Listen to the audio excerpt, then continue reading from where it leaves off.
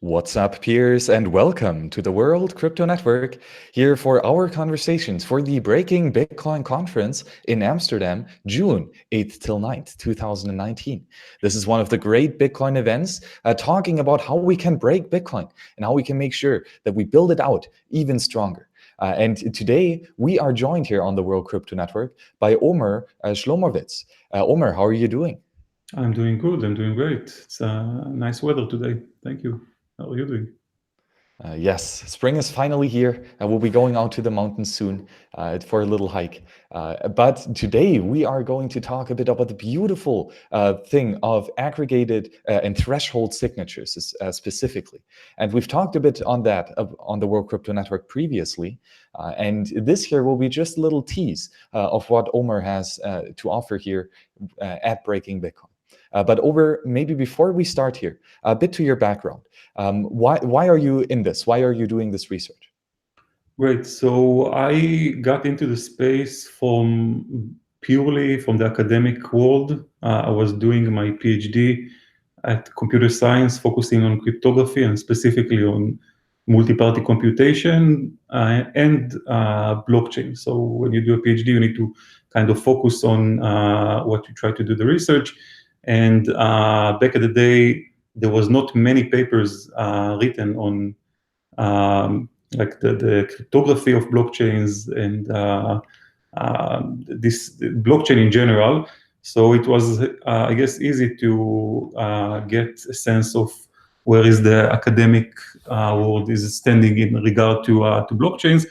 And it fascinated me. I mean, first the concept of Bitcoin blew me away, and then even the concept of smart contracts, the fact that you can actually run code in a distributed way, was really interesting for me. So I've done some research back at the time in the university, and then I put the entrepreneur hat and started a company called Kaizen, where we tried to answer one of the pains that we thought was one of the biggest pains in the space, and this is the how to build a good key management system, where in the company we focus on research, on cryptography, and also on user experience. So I'm doing in the company the research, and when we started to look into how to build a key management system, is I would say like you can call it by nickname a wallet. So I was looking into ways to manage keys in the context of blockchains. And we ended up with this new paradigm of using threshold cryptography or threshold signatures as a core building block in the wallet system.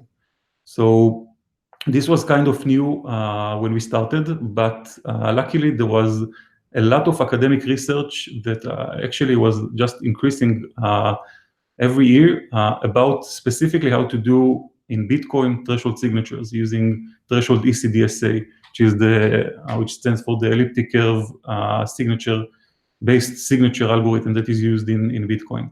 So it seems that it became quite efficient, and we decided to try and implement it. And while basically doing this work, trying to make a product out of a threshold scheme, we encountered many of the problems that I'm going to talk about. And it also led, I mean, the fact that it's a new paradigm, that you kind of don't have a private key, it's distributed private key, where the only thing you can do with this distributed shares is to sign, also in distributed manner. It opens up first a lot of challenges. Okay, so I think like spend 1 year doing just research on how to do recovery.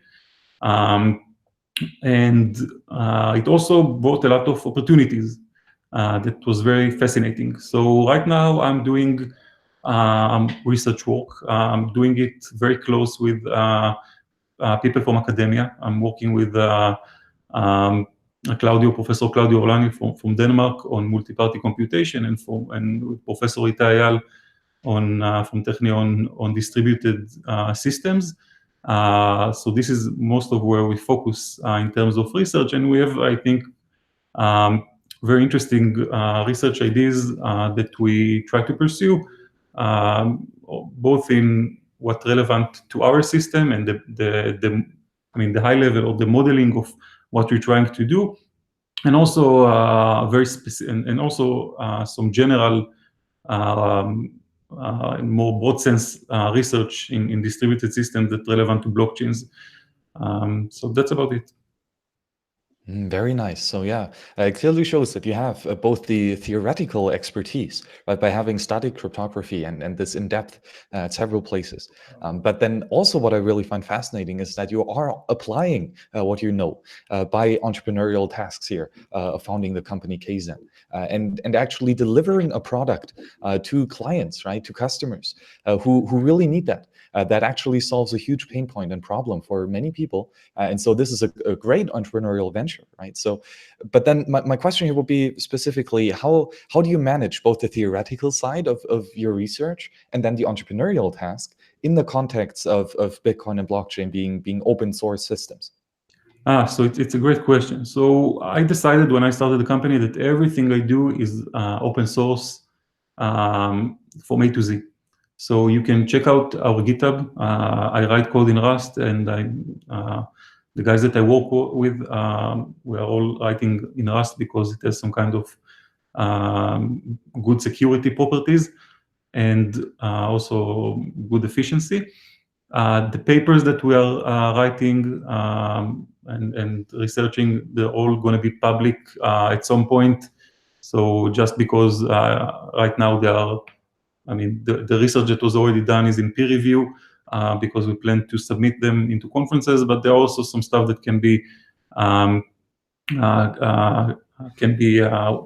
watched online at the moment.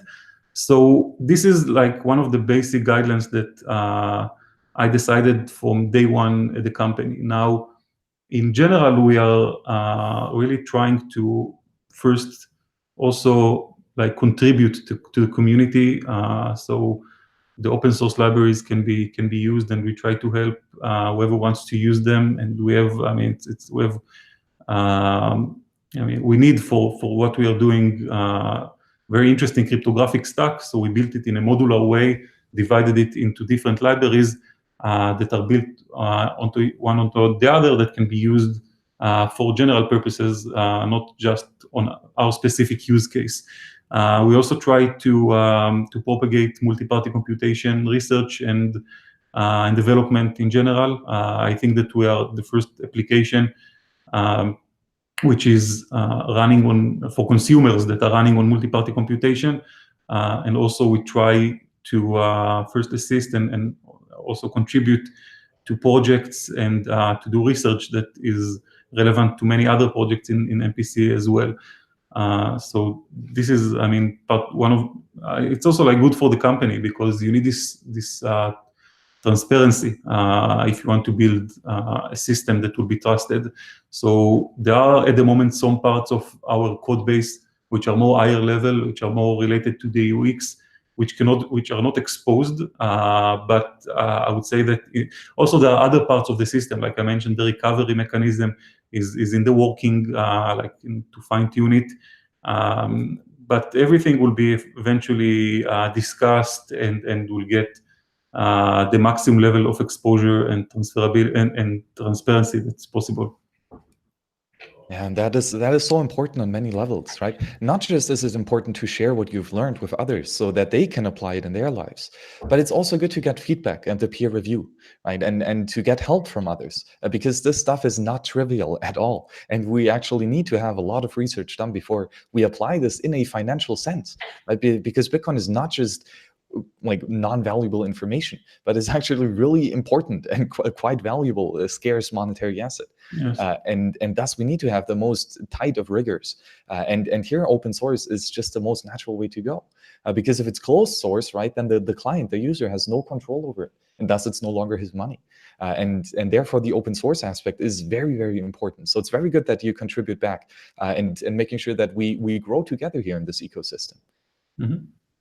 So what was then the peer review that you got so far? How did you collaborate and get the feedback from the community? Yeah, so let's divide it. So there are, first for code, you have this benefit the fact that you're writing open source creates a community. So we have some contributors that that we either support or just contributors for their own reasons, and they give you all kind of feedback and try to help. Even in the most delicate, like cryptographic protocols that we try to write, there are many good places that even like, just someone that wants to join can start and jump in and help. There are lots of stuff that can be done, and we get a lot of feedback, and we get a lot of help from the community. So this kind of, I would say, the first point. We also do cryptographic audits. So this is, those are paid and done by professionals and cover all sorts of like corners in the code to make it more secure. So we also, obviously, the audits are published and can be accessed once they finalized. So right now we have one audit that was done on our most low-level library for general purpose elliptic curve cryptography. You can find it in the GitHub repo. And this is, by the way, fascinating to do, like to get this kind of review from professionals that this is what they do. And also for the research, so we're submitting to conferences. We submitted, I would not mention the one that we submitted and got rejected, but each time you get rejected, you do get a peer review, so you learn from the process. We got to present last year, or in the past year, in financial cryptography conference. So we presented our work on two-party ecdsa Bitcoin wallet. And we also presented at the Stanford Blockchain Conference a work that was done on how to do recovery, or like social recovery based on threshold cryptography. Like, assume that you are on an island and all you have in your toolbox is threshold cryptography. How can you do good recovery? What are your recovery options for the private key in case of something happens? So this was presented at the Stanford Blockchain Conference this year, and right now we have a few works. One that is trying to solve atomic swaps based on threshold cryptography, that is in some kind of peer review, and also a work that is modeling what is a threshold wallet, which required us to actually model what is a wallet in the first place, and try to explain what type of attacks can happen when you have a wallet model, and what types of attacks can happen when you have a threshold wallet model, and then try to see if the threshold wallet model is actually give you any benefits, which is something that we probably should have done like way back, but only now we have the insights to actually write this paper. So we wrote it, and this is in peer review. We also have some collaborations with other companies that are doing cryptography and research in the company. So this is another good point to discuss and get some kind of review. Yeah, very nice. And it's also good to know that this has been checked by several sources. And as you said, right, professional cryptographers with advanced research capabilities. So very nice and very good. So maybe let's pull it back a little bit now and talk about one of the topic that you will cover at Breaking Bitcoin, which is threshold signatures. So it's a single signature, a paid-to-public key hash in Bitcoin would just be a public key committed to the blockchain, and then a private key corresponding to that public key can produce a valid signature in the sense that anyone can verify that the private key was known by the signer with the signature and the public key. And this only requires one signature from one public key. Right? So then compared to this, where's the difference with threshold signatures? Yes, so let me try to present the single signer case from cryptographic point of view. So it's basically three algorithms that are connected to each other. So the first is a key generation, when you need to create this key pair of private key and public key. The second one is the signing algorithm, where you use the private key together with some kind of message to generate a signature. The signature is public, and also the verification algorithm, the third one, is a public, meaning that anyone can do it, only based on the knowledge of the public key and the signature, and of course the message to be signed, so you can verify the signature. Now, in threshold signature and threshold ecdsa in particular, you're making changes to the two private protocols, the key generation and the signing, but you keep the verification the same. So first of all, from the perspective of the blockchain, it will look exactly the same. It will be one public key, and it will be derived into one specific address that will look exactly like any other regular address. Now, the key generation now is done in a distributed way. So you have a public key, but no one has control of a private key. You have the private key distributed among some different players, participants, parties, based on some kind of access policy, meaning that if they want to construct the secret key, it's not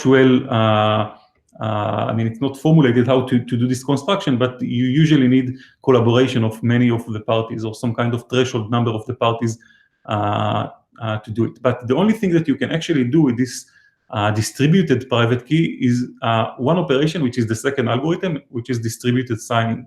So you can do signature, you can generate a signature where each party will get a message, will get as input, and as input the secret share that only this party knows, and the output will be a signature that will be inputted to the verification algorithm, so it will look the same as a regular signature, same size, same everything.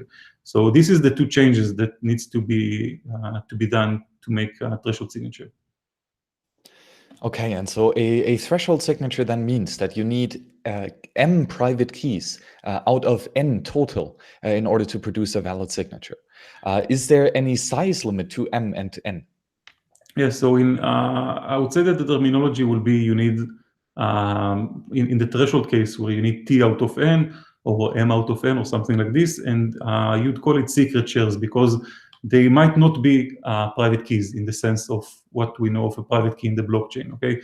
They might as well be some kind of, can be, interpreted as a private key with public keys, like local public keys, but to be honest, in the more general case, there would just be secret shares, some kind of secret information that these end parties will have.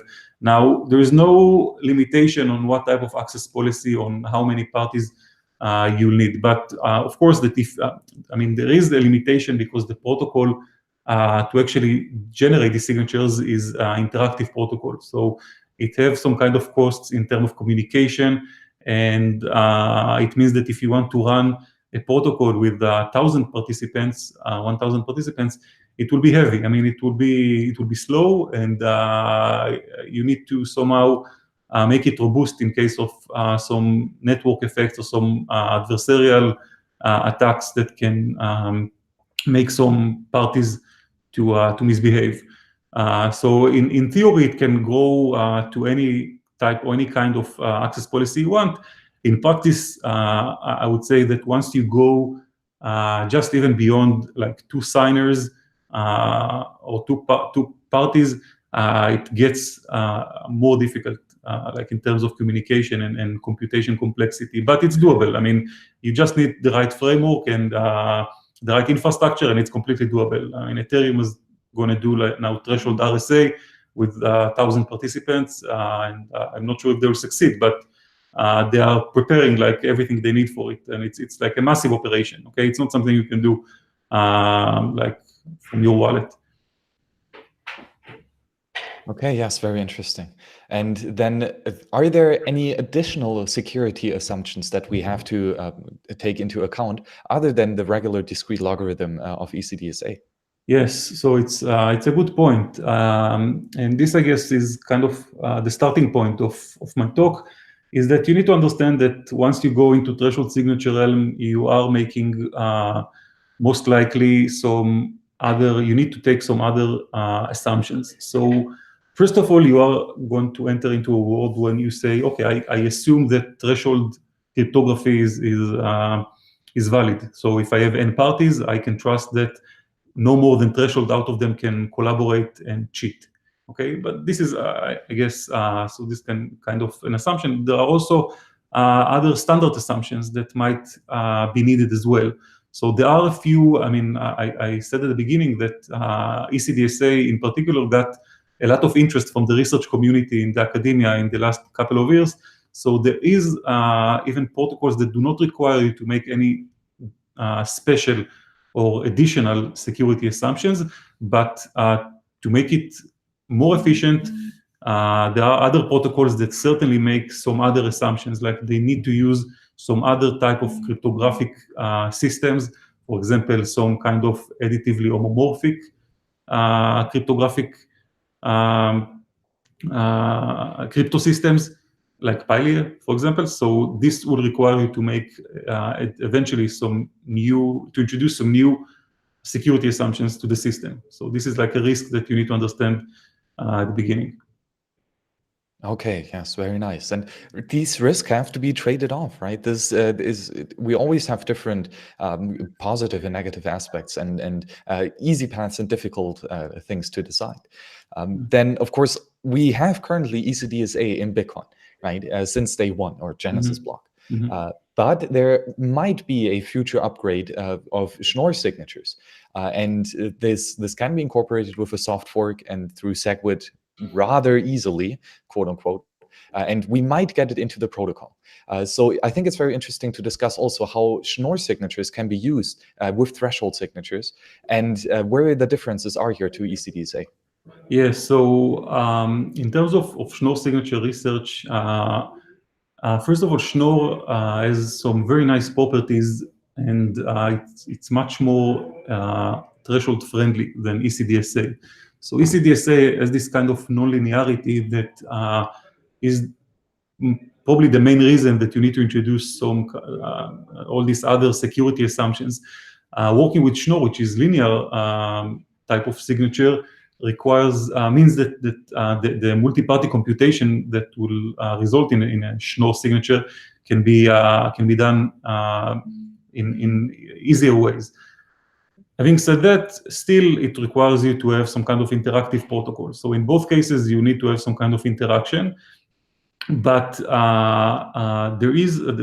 are some works from also recent years, just a few works from 2018 that have tackled the challenge of doing aggregated Schnorr signatures, which is a step towards threshold signatures based on Schnorr. And also there is some older works that are trying to do complete threshold signatures based on Schnorr. And all of the protocols mentioned and researched are kind of, they are very efficient. So you'd get also not only security, better security, I would say, you'd also get better efficiency when we move to Schnorr. So it's very much, and obviously everything we do in ecdsa at the moment can be done with Schnorr. So it's going to be a great upgrade in that sense. Yes, Schnorr is the special kind of magic, and would be very nice if we have that. Would make a lot of things easier, more efficient, cheaper, and that's always good. Then there is another cryptographic scheme that might have some similar consequences or use cases as threshold and multi-signatures, and that would be Shamir secret sharing. Right, where you generate a master secret, and then the dealer divides this up into K out of N or M out of N different shares that then have a threshold that need to collaborate in order to produce, again, that valid master secret. So there are some similarities right here. It is shared ownership, right? You co-own a secret, and then on the other hand, though, it is simulated in the sense that the dealer has knowledge of the master secret, and that can be abused, right? So, Omer, could you please go a bit more into the differences and similarities of threshold signatures and Shamir secret sharing? Yeah, sure. So I would put both of them under the umbrella of threshold cryptography, and I would say that the Shamir secret sharing is more related to the part of doing, like I mentioned before, that signing is a set of a tuple of three algorithms, so it's more relevant to the distributed key generation. It also can be done by Shamir secret sharing in some sense in some protocols that you can probably design. But to be more precise, in threshold signature, you're trying to make a claim that you have no single point of failure, at least in the cryptographic layer. In Shamir secret sharing, as you mentioned, you have basically, if you want to do a signature, you have 2 points of failure, 2 single point of failures. One is this dealer that would have to generate the secret shares and distribute them. So this is the first step in Shamir secret sharing, or any secret sharing scheme, is the distribution of the secret shares, and they come from a single origin, which can be attacked, and it's a single point of failure. There are, by the way, more involved schemes for Shamir secret sharing, like verifiable secret sharing or publicly verifiable secret sharing, that gives you some kind of good properties about this distribution and also the reconstruction that happens later. But they will still suffer from the fact that you need to have a single dealer. Now, the second single point of failure will happen when you do reconstruction, because if you want to do a signature, you cannot do the signature from the secret shares. It's not defined how to do it. You need to reconstruct them. So it's another party, maybe the dealer again, that needs to reconstruct all the secret shares or threshold of the secret shares and reconstruct the secret private key, and then he can generate a signature. By using threshold signatures, you don't need this reconstruction or distribution. You first do key generation such that every party, there is no dealer. All parties start with 0, with nothing, and ends up with some kind of secret data. And what you can do with this secret data is distributely generate a signature. So you don't need to reconstruct the signatures in any place. You can just run another protocol and generate a signature. So you are avoiding these single point of failures that you have in Shamir secret sharings, in terms of, at least when you are speaking about threshold signatures in the sense of key management. Yeah, very nice. I think Shamir secret sharing is great for key backups, right, of one private key with mnemonic codes, right? That would work really well. But of course, if you want to have non-simulated shared ownership, then you need to have some secure signature scheme with threshold signatures or multi-signatures. Yeah, I would say that, by the way, what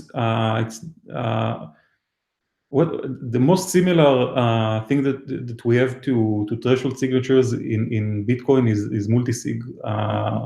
In terms of you can use script to have a multisig that instead of signatures, it's also like, I would say, maybe like an emulated way of the blockchain, of the application layer of the Bitcoin blockchain to generate something which is like threshold signatures.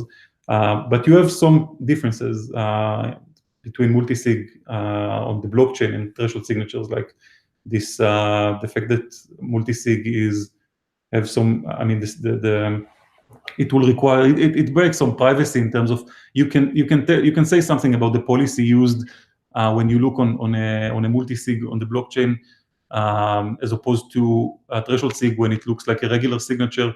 It also means that you have some kind of costs, that it will be with some higher costs because you have multiple signers, so the transaction will get larger. It will probably also say that you cannot use any access structure that you want, because it will increase kind of linearly with the number of signers.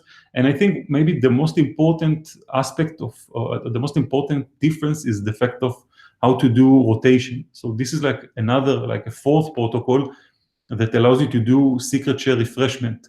I mean, once you have the distributed key generation in the threshold signature, and before you do the signing or between signing, you can do another protocol which will refresh the secret shares, such that an attacker will have to attack at the same time all the participants of the protocol. Otherwise, if it attacked, an attacker will attack some party, and then there will be a rotation or a key refreshment, and he will attack another party, will get nothing by combining the secret shares. Now, it can be done in multi-signature, but you need to do it on-chain. So you need to actually make a transaction, and you get a different public, a different address, and then you have the cost and the time that you need to spend on it. Yeah, wow, very nice. And again, like there's so much we can do, and we're just getting started with this. Incredible. So, of course, this is great for on-chain. It reduces the on-chain footprint. Yes. But it is also, I think, very compelling to get such a threshold scheme onto the Lightning Network and to enable non-simulated shared ownership of funds that can then be transferred throughout a network of channels, of payment channels. And you have been tinkering on that as well, Omer. So could you please go a bit into the details of how we can use threshold signatures in Lightning? Yeah, I mean, there are some points in Lightning currently that can be probably addressed, or try to think about them in terms of how can threshold signatures can be used. I would say I would give just one example and about the watchtowers. So watchtower should kind of protect the user in sense that if the other party in the channel is cheating, the watchtower is supposed to be online constantly and publish some kind of justice transaction to make the cheater pay.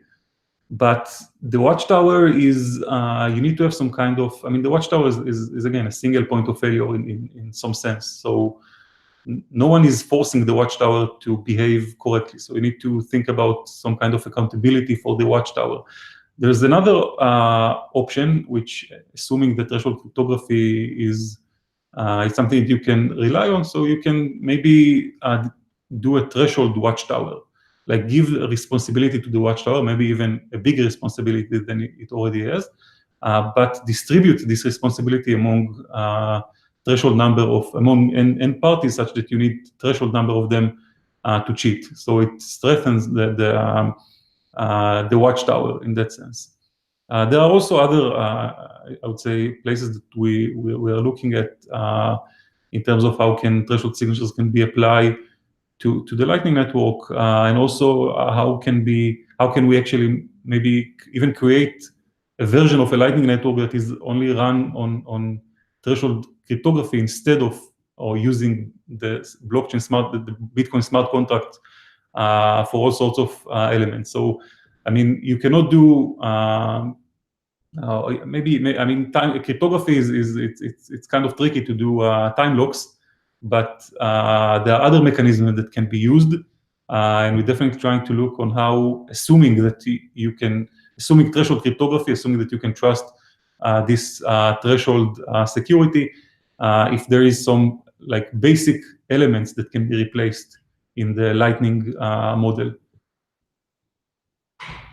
Yeah, wow, very nice. We have so much cool things coming, and so much great things to work upon. What a time to be alive here, and to think along these lines, and to actually apply it, right? So that is fantastic. Omer, maybe a couple things now coming into the future. What do you think you will be doing on a research side in the near and long-term future? What am I going to do? Yes. So look, we are a small startup, and doing research in this type of environment is high risk. So first of all, I need to say that all of the research that we are doing is based on grants that we get.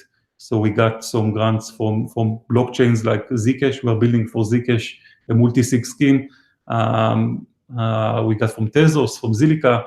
Also we got some research grant from here in Tel Aviv, in Israel, from the chief scientist. So when you are getting a grant, you are most likely are kind of forced to do research in certain directions.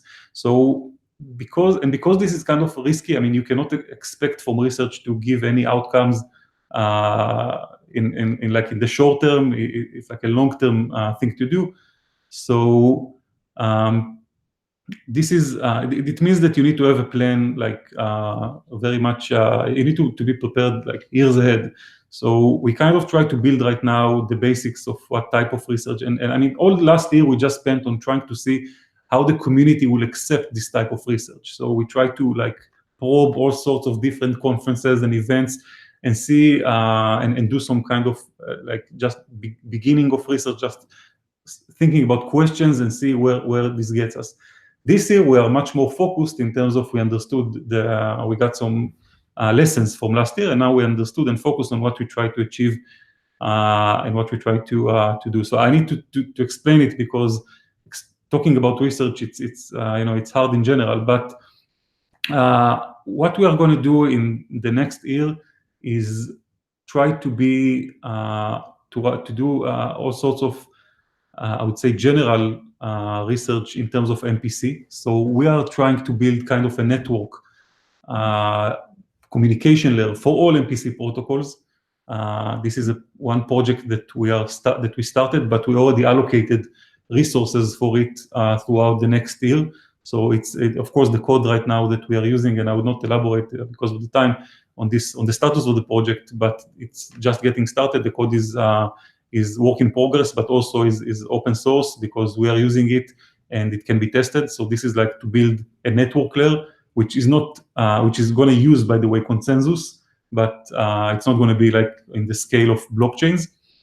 There is also more research in this area of distributed computing and like general research. And we also try to, of course, improve our we built a system that is based on threshold. We call it a threshold wallet. And what we understood is the threshold wallet is not compatible with a single key wallet. I mean, if you want to make this both system coexist, our system will collapse to the single key wallet. So it means that we have like entire new system and with another entire set of properties. Like you can imagine TLS. I mean, it's like a completely different stack. It's like a stack of cryptographic protocols that now we need to somehow think about how they can work together. And then we want, of course, to improve and give our users all sorts of great abilities that can be used, that can be done based on this threshold cryptography. Like I said, atomic swaps and stuff like this. So most of the research will going to be focused on how, like, it's going to be really applied and focused on multi-party computation in the specific context of blockchain and key management system, and how we can push the envelope like even further and give extra abilities to the users. Sorry for the long answer. I'm just, it was a tough question. Well, I love long answers to tough questions. That's perfect. So yes, I'm really, really curious here what you and Kzen build out. And of course, there is already, let me share my screen one more time. There is here the product here that you say that you're building, this threshold signature wallet. Of course, it's always difficult to say when this stuff will be released. The correct answer is always 2 weeks, of course. Yeah. But maybe can you just give a rough estimation here on Yeah. when we can actually use this awesome software? So you can already use it. So this is, Kzen is our corporate name, but the product is called Zengo. So you can go to zengo.com and already get our beta if you have, if you want to try it. Yes, exactly. So this is it. It's not already. It's not in the stores, but we can give you access. We have a waiting list. Unfortunately, the waiting list is kind of long, but the reason for it is, like you said, you need to release it, and because it's like very, it was very challenging product to build, but also amazing experience. So we are releasing it. To our users in a gradual way, and we are all the time improving it and adding abilities and cool stuff that you can do with it. But you should definitely check it out. And if someone wants to try it, you should definitely try it. And we also give free Bitcoin to like first users, so you should try it. Well, who can say no to free sats? Yeah. That's awesome. Well, okay, this looks like a great project. I will definitely check it out. And I'm so interested now in your talk here at the Breaking Bitcoin conference. That really is going to be a joy to behold.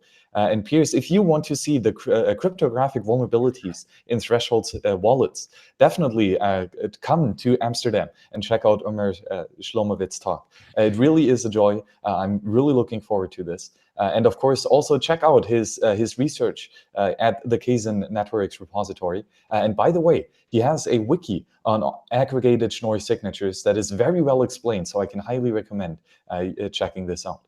Please also check out Zengo, the keyless wallet with threshold signatures, and all the stuff, and especially the research, open source research that Kzen is providing here. Piers, go to the Breaking Bitcoin conference, only one of the many great events that we will have here this year, the Bitcoin family gatherings. So check them all out at towardsliberty.com/events with a list of all the conferences that we will cover here on the World Crypto Network. Piers, as always, it's been a pleasure talking to you. And Omer, any last words? As you said, please come to Breaking Bitcoin. I'd be very excited to give this talk and also speak with you. And I would love to also work with anyone that thinks that this is interesting research projects and collaborate. So if you want to either learn more or collaborate in any sense, just ping me, and we'll be happy to work together. Yes, Absolutely. Again, I'm really looking forward, Omer, to collaborating with you because, Pierce, as you might know, I'm writing my thesis on this non-simulated shared ownership of Bitcoin in the Lightning Network with multi and threshold signatures. So I'm really curious to see what you have worked on so far. Maybe we'll have you back here on the World Crypto Network to just talk about that and multi-sig and Lightning and threshold sig. So that will be, I think, a great conversation. So Omer, thank you very much for joining me today. And Piers, see you on the next show. Bye bye.